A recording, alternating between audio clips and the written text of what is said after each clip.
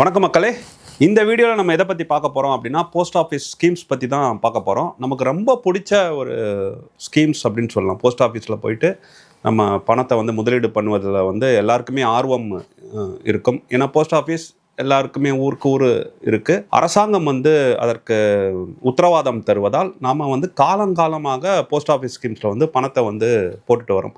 ஆனால் இந்த வீடியோவில் நான் சொல்ல போகிறது போஸ்ட் ஆஃபீஸில் பணம் போடாதீங்க அப்படிங்கிறது தான். ஸோ அது எதுக்கு அப்படிங்கிறது நீங்கள் வீடியோவை முழுமையாக பாருங்கள். பார்த்ததுக்கப்புறம் நான் சொல்வதில் உங்களுக்கு உடன்பாடு இருக்கா அப்படிங்கிறத நீங்கள் கமெண்ட்டில் கொடுங்க. இப்போது நம்ம வீட்டுக்குள்ளே இருக்கிறது தான் இருப்பதிலே மிக பாதுகாப்பானது அப்படின்னு சொல்லலாம். நம்ம வாகனத்தில் போனோம் அப்படின்னா விபத்துக்கள் நடக்குது. நடந்து தெருவில் போனால் கூட யாராவது இடிச்சுட்டு போயிடுறான் அப்படின்னா அதெல்லாம் ரொம்ப ஆபத்தான ஒரு விஷயம் அப்படிமா மாறிடுச்சு. வீட்டை விட்டு இறங்கினாலே ஆபத்துன்னு வந்துடுச்சு. அதுக்காக நாம் வீட்டிலேயே உட்கார்ந்துட்டு இருந்தோன்னா நமக்கு பிழப்பு ஓடுமா? இதை மனசில் வச்சுக்கோங்க. இதே மாதிரி தான் போஸ்ட் ஆஃபீஸ் ஸ்கீம்ஸ் ரொம்ப பாதுகாப்பான ஒரு இன்ஸ்ட்ருமெண்ட்டு நம்ம நினச்சிட்ருக்கோம். ஆனால் அந்த பாதுகாப்பு மட்டுமே நமக்கு வளர்ச்சியை தருமா? அதுவும் இன்றைய உலகத்தில் போஸ்ட் ஆஃபீஸ் ஸ்கீம்ஸோட முக்கியத்துவம் ஒரு 20 ஆண்டுகள் 30 ஆண்டுகளுக்கு முன்பு இருந்தது அப்படின்னு சொல்லலாம். ஏன்னா அப்போ நம்மளோட எக்கனாமி ரொம்ப சின்ன எக்கனாமி அப்படிங்கிறத தாண்டி அரசாங்கமே ஒரு கமாண்ட் எக்கனாமி மாதிரி வச்சுருந்தாங்க. அவர்களே மக்கள் நல திட்டங்களை அறிவிப்பார்கள். மக்களுக்கு என்னெல்லாம் வேணும் அப்படிங்கிறத சொல்லுவாங்க. ஆனால் இப்போ நம்ம சந்தை பொருளாதாரத்தை நோக்கி போயிட்டோம். அரசாங்கங்கள் கிட்டத்தட்ட நம்மளை கைவிட்டுடுச்சுன்னு சொல்லலாம். நாம் தான் நம்ம வாழ்க்கையை பார்த்துக்க வேண்டியதாக இருக்குது. நம்மை சுற்றி விலைவாசிகள் எவ்வளவு உயர்து அப்படிங்கிறத நம்ம கண் முன்பே பார்க்குறோம். இதெல்லாம் கற்பனை கதைகள் கிடையாது. இப்படிலாம் நடக்கும் அப்படின்னு சொல்லிட்டு ஒரு 20-25 ஆண்டுகளுக்கு முன்பு பலரும் சொல்லும் போது அதை நம்ம நம்பலை. ஆனால் இப்போ நம்ம எவ்வளோ சம்பாதிச்சாலும் பத்த மாட்டுக்கு. சென்னை போன்ற நகரங்கள்லாம் 40,000 50,000 சம்பாதிப்பவர்களையும் நம்ம ஏழைகள் அப்படின்னு சொல்ல வேண்டிய ஒரு நிலைக்கு நம்ம தள்ளப்பட்டிருக்கோம். சரி, இந்த கதைகளெல்லாம் விட்டுடலாம். இப்போ திருப்பி போஸ்ட் ஆஃபீஸ் ஸ்கீம்ஸ்க்கு வரலாம். போஸ்ட் ஆஃபீஸ் ஸ்கீம்ஸில் நமக்கு கிடைக்கக்கூடிய ரிட்டர்ன் பார்த்திங்கன்னா 6%-8.2% வரைக்கும் இருக்குது. பல ஸ்கீம்ஸ் இருக்குது. அந்த ஸ்கீம்ஸ்லலாம் பார்த்திங்கன்னா பல மக்கள் மாதந்தோறும் பணம் போடுறாங்க, இல்லை வருடந்தோறும் பணம் போடுறாங்க. அதில் ஒரு முக்கியமான ஒரு ஸ்கீம் மட்டும் நம்ம எடுத்துக்கலாம். சுகன்யா சமுதிரி திட்டம், குழந்தைகள் செல்வ மகள் திட்டம் அப்படின்னு சொல்லுவாங்க. அதில் பெண்களை பெற்ற அனைத்து பெற்றோர்களும் மிக ஆர்வமாக பணத்தை போட்டுட்டு வராங்க. ஒரு எடுத்துக்காட்டுக்கு தான் நம்ம இந்த ஸ்கீமை எடுத்திருக்கோமே தவிர இந்த ஸ்கீமை தவறு அப்படின்னு சொல்வதற்காகவோ இந்த ஸ்கீமில் நீங்கள் பணம் போடக்கூடாது சொல்வதற்காகவோ இந்த வீடியோ கிடையாது. ஒரு உதாரணம், நம்ம அடிப்படை கான்செப்டை தெரிந்து கொள்வதற்காக இந்த ஸ்கீம் எடுத்திருக்கோம். இதை தவிர்த்து பல ஸ்கீம்லாம் இருக்குது. இன்னொரு முக்கியமான ஸ்கீம்னா கிசான் விகாஸ் பத்திரம்னு சொல்லுவோம். அந்த பேர்லேயே கிசான்னா விவசாயி அப்படின்னு இருக்குது. ஆனால் எல்லாருமே அதில் போய் முதலீடு பண்ணிகிட்ருக்கோம். ஸோ இந்த மாதிரியான சிக்கல்கள்லாம் இருக்குது. அதெல்லாம் விட்டுடலாம். நாம் இந்த இன்ட்ரெஸ்ட் ரேட், லாக்இன் பீரியட், நமக்கு என்ன லாபம் கிடைக்கும் அப்படின்னு தெரிந்து கொள்வதற்காக மட்டும் இந்த சுகன்யா சமுதிரி திட்டத்தை நம்ம எடுத்திருக்கோம். இந்த திட்டத்தோட அடிப்படைகள் அப்படின்னு பார்த்தீங்க அப்படின்னா பெண் குழந்தைகள் வைத்திருப்பவர்கள் இதில் முதலீடு பண்ணலாம். ஒரு வருடத்துக்கு 1.5 லட்சம் வரைக்கும் நம்ம இதில் முதலீடு பண்ணலாம். அதிகபட்சமாக 15 வருடம் வரைக்கும் நம்ம முதலீடு பண்ணணும் அப்படின்னா அந்த பணத்தை நம்ம 21 வயதில் அந்த பிள்ளைக்கு கிடைக்கும். எந்த விதத்தில் கிடைக்கும்னா சதவீதம் 8.2% இன்றைய நிலையில் அந்த சதவீதத்தில் அவங்க வட்டி போட்டு கொடுப்பாங்க. அதுக்கு முன்பு நீங்கள் அந்த பணத்தை எடுக்கவே முடியாது. 500 ரூபாயிலிருந்து 1.5 லட்சம் வரைக்கும் நீங்கள் ஒரு வருடத்தில் பணம் கட்டலாம். இது பெண் குழந்தைகள் வைத்திருப்பவர்களுக்கு மட்டும் பொருந்தும். பெண் குழந்தைகள் பேரில் தான் நீங்கள் இதை எடுக்க முடியும். ஸோ இப்படி நீங்கள் 15 வருஷம் நீங்கள் பணம் கட்டினீங்க அப்படின்னா நம்ம மாதந்தோறும் ஒரு 10,000 அப்படின்னு வச்சுக்கலாம். நீங்கள் மாதந்தோறும் ஒரு 10,000 அப்படின்னா வருடத்துக்கு 1,20,000 ரூபா நீங்கள் கட்டியிருப்பீங்க. இதை 15 வருஷம் நீங்கள் கட்டினீங்க அப்படின்னா அதில் 8.2%, வருடந்தோறும் 8.2%, 21 வயசில் எவ்வளவு பணம் நம்ம கையில் இருக்கும் அப்படின்னு பார்த்தீங்கன்னா கிட்டத்தட்ட 57 லட்சம் ரூபா, அப்புறம் கொஞ்சம் ஒரு 40,000 அந்த மாதிரி வரும்னு வச்சுக்கோங்க. இவ்வளோ பணம் நம்மக்கிட்ட கிடைக்கும். ஆனால் இதுவே நம்ம ஒரு 12% கொடுக்கின்ற ஒரு முதலீட்டில் நம்ம முதலீடு பண்ணுறோம் அப்படின்னா இதுவே உங்கள் கையில் எவ்வளோ பணம் வரும் அப்படின்னா கிட்டத்தட்ட 1,10,00,000 கிட்ட வரும். ஸோ பாதிக்கு பாதி வித்தியாசம் இருக்குது அப்படிங்கிறத புரிஞ்சுக்கோங்க.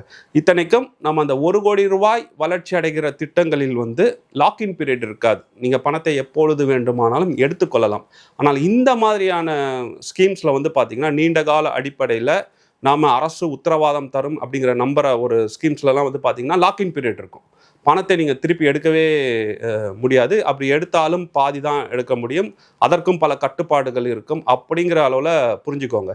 ஸோ அவ்வளவு சிக்கல்கள் உள்ள ஒரு முதலீடு, அவ்வளவு கட்டுப்பாடுகள் உள்ள முதலீடு, நமக்கு வருமானமும் பெரிய அளவில் கொடுப்பது இல்லை. அந்த வருமானம் இன்றைய காலகட்டத்தில் பத்தாது அப்படிங்கிற அளவில் புரிஞ்சுக்கிட்டு நாம் அதிகமாக லாபம் தருகிற ஒரு முதலீட்டில் தான் நம்ம முதலீடு செய்ய வேணும் அப்படிங்கிறத அடிப்படையில் புரிந்து கொண்டால், அடுத்து இன்னொரு விஷயம் நான் சொல்கிறேன்.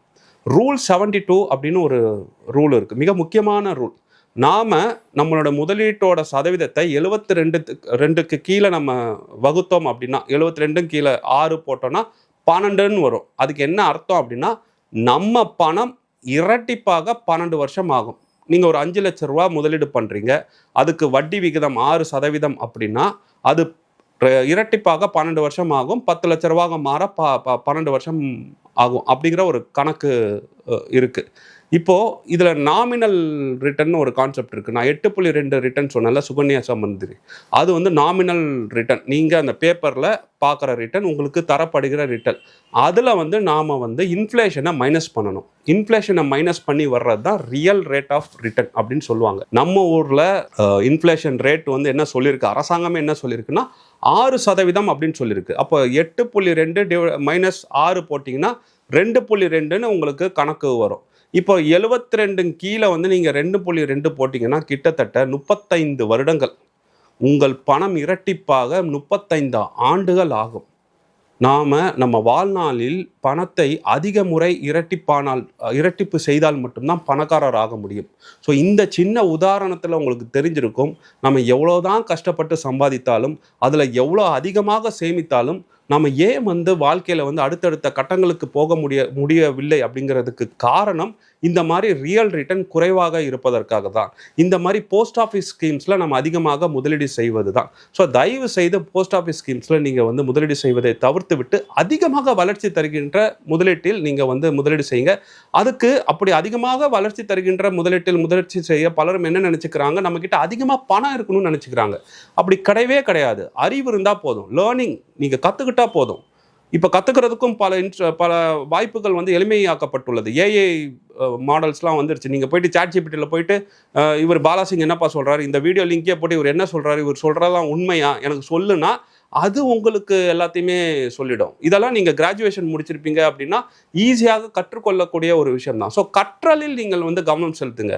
நாம் 1 லட்ச ரூபா போட்டு அதில் வந்து நம்ம அதிகமாக பணம் சம்பாதிப்பதை விட ஒரு 10,000 ரூபா போட்டு அதில் அதிக சதவீதம் சம்பாதிப்பதில் தான் நம்ம புத்திசாலித்தனம் இருக்குது. அந்த புத்திசாலித்தனம் லேர்னிங் மூலமாக தான் வரும். ஸோ இந்த விஷயங்கள்லாம் நான் ஏன் உங்களுக்கு சொல்கிறேன் அப்படின்னா, நீங்கள் போஸ்ட் ஆஃபீஸ் ஸ்கீம்ஸை முழுமையாக நிராகரிக்கணும் அப்படிங்கிறக்காக சொல்லலை.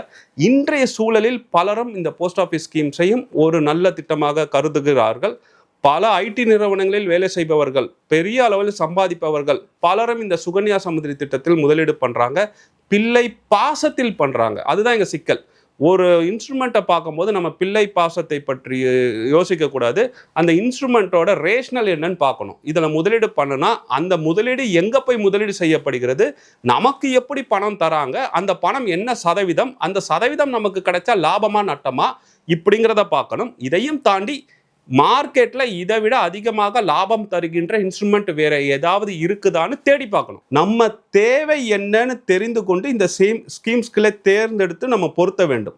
இப்படி நம்ம தேவைகள் என்னன்னு தெரியாமையே போய் முதலீடு பண்ணாதீங்க அப்படிங்கிறக்காக தான் இந்த காணொலியை நம்ம போடுறோம். ஸோ ஒவ்வொரு ஸ்கீம்ஸையும் உள்வாங்கி அதை நன்றாக படித்து அது உங்களுக்கு தேவையா, உங்கள் கோல்ஸை அச்சீவ் பண்ண வைக்குதா, உங்கள் பிள்ளைகளுக்கு அது பெரிய அளவில் உதவுமா என்று தெரிந்து கொண்டு முதலீடு பண்ணுங்கள். பெரிய அளவில் வளர்ச்சி அடையுங்கள். நன்றி.